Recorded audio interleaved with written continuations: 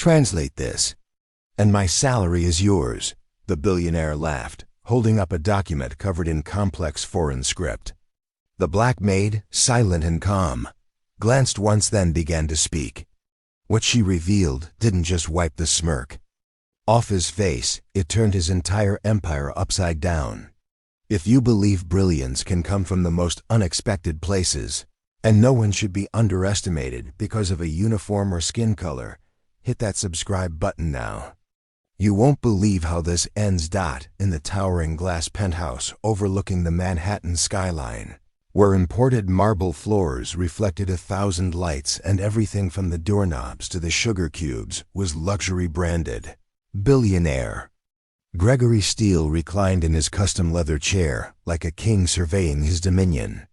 The CEO of Steele Global Holdings, a ruthless corporate magnate known for mergers, takeovers, and mocking those beneath him, Gregory wasn't used to being challenged, especially not by the hired help, and certainly not by her. Her name was Naomi, quiet, observant, in her early 30s, dressed in a neatly pressed uniform, her skin smooth and deep like polished mahogany, her afro tucked neatly into a blue scarf as she moved about the penthouse with a grace that made her nearly invisible. She had worked in the Steele residence for only 2 weeks, hired through a cleaning agency after the last maid quit without a word. Gregory never spoke directly to the help unless he needed to show off. And today, he was in one of those moods. Surrounded by a group of European investors and 2 high-ranking VPs, he chuckled as he held up a rare antique document written in an obscure African dialect, one that had puzzled linguists for years. "I paid a fortune for this," he said with a smirk. "Some ancient royal decree from West Africa. Nobody's been able to fully translate it.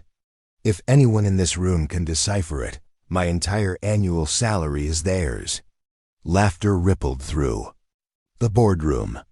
One of the investors joked, "Perhaps your maid speaks the language." Gregory's eyes glinted with cruelty.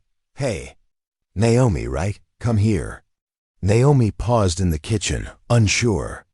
She stepped forward slowly, wiping her hands on a cloth. "Yes, sir?" Gregory waved the scroll in her face.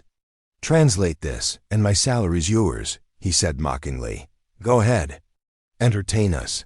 Everyone laughed again. Naomi looked at the text quietly for a few seconds.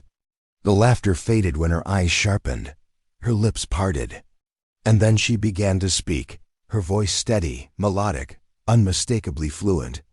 "By decree of Queen Adisa of the Ukombi Kingdom, let this be known. The bearer of this document is heir to the land, entitled to all gold within its borders, and shall be protected under royal law." The room fell silent. Gregory's face drained of color. "What?" Naomi continued, translating with perfect precision, even adding cultural context, word origins, and ceremonial references. By the time she finished, no one was laughing. "How do you know this?" Gregory demanded, stunned. Naomi's gaze didn't waver. "Because Queen Adisa was my great-great-grandmother. The silence that followed her words hung thick in the air like storm clouds. One of the investors leaned forward, his accent heavy with disbelief. "Wait, are you telling us you are royalty?" Naomi nodded once, calmly. "My grandmother taught me the language and our lineage. We were told to protect the legacy until the time came. That scroll you own. It was stolen from our royal library decades ago during colonial acquisition." Gregory stammered. I bought it from a private collection in London. From thieves," Naomi said coldly. "That scroll was never theirs to sell." The European investors began whispering among themselves, suddenly uncomfortable. Eyes darting from Naomi to the billionaire, now slouched in his chair, stripped of his swagger. "Is this real?" One asked aloud. "Yes," Naomi answered. "And if you contact the Ukombi Cultural Commission, they'll confirm everything. I've already filed a notice of repatriation. That scroll is royal property. You've been parading stolen heritage like a trophy." The boardroom turned into a courtroom. Gregory's jaw clenched. "You're a maid. What kind of scam is this?" Naomi pulled out her phone, opened an app, and within seconds, video footage showed her speaking at a university conference, explaining African dialect structures. Another clip showed her being interviewed on a podcast about cultural repatriation. "I worked as a maid," she said, "not because I lacked education, but because I was investigating the location of our royal artifacts quietly." That scroll was the last piece. One investor looked amazed. "This woman is a linguistic expert, and Gregory, you mocked her." The damage was done. Social media, alerted by a young intern who posted Naomi's translation clip, exploded. Within hours, the hashtag Royal Maid trended worldwide. Journalists flooded the building. Gregory's board demanded answers. His net worth began to plummet, not because of the artifact, but because of the arrogance and racism that had gone viral. Naomi declined interviews at first. She wasn't interested in fame. She wanted justice. With legal counsel and historical backing, she sued for the return of the scroll and filed charges for illegal possession of stolen heritage. The court sided with her, but that was only the beginning. When the truth came out that Naomi had a doctorate in ethnolinguistics from a South African university, had taught for years before moving to the U.S. to locate stolen family treasures, the world paid attention. The cleaning agency that employed her renamed their training center in her honor. Museums offered her roles as a repatriation advisor. Within weeks, Naomi was invited to speak at the United Nations on cultural restitution.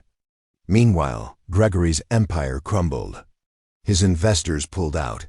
His board ousted him. Stock prices fell. The man who mocked a maid for entertainment had become the symbol of corporate arrogance, and Naomi, the quiet, brilliant underdog who rose without shouting, was the new face of dignity and justice. When Naomi visited Ukombi months later, she was welcomed with drums, flowers, and tears. Elders bowed. Children danced. The scroll was returned to the royal library in a televised ceremony watched by millions. Naomi stood before the palace, sunlight on her face, her voice steady. This was never about wealth. It was about reclaiming our voice. And today, that voice has been heard. Back in New York, Naomi no longer worked as a maid. She didn't need to. But she never forgot where she came from. She launched a foundation in her grandmother's name, focused on educational access for Black girls interested in language, history, and heritage. She donated earnings from speaking tours to fund scholarships. She created language learning apps for endangered African dialects. The same rooms that once mocked her now invited her to lead. Gregory Steele, on the other hand, faded into the background, a man whose legacy collapsed not from scandal, but from underestimation. He sent Naomi a letter once apologizing, offering to invest in her foundation. Naomi read it, smiled sadly, and declined. Some debts, she believed, were not financial but moral. The last time Naomi stood in front of a camera, she spoke directly to young viewers watching across the globe. Don't ever let the world define you by your uniform. Power wears many faces. Sometimes it even holds a mop or wears silence like armor. And when the time comes, speak. Because the truth has a way of echoing louder than any insult. And as the world listened, they didn't see a maid anymore. They saw a queen reclaiming her crown.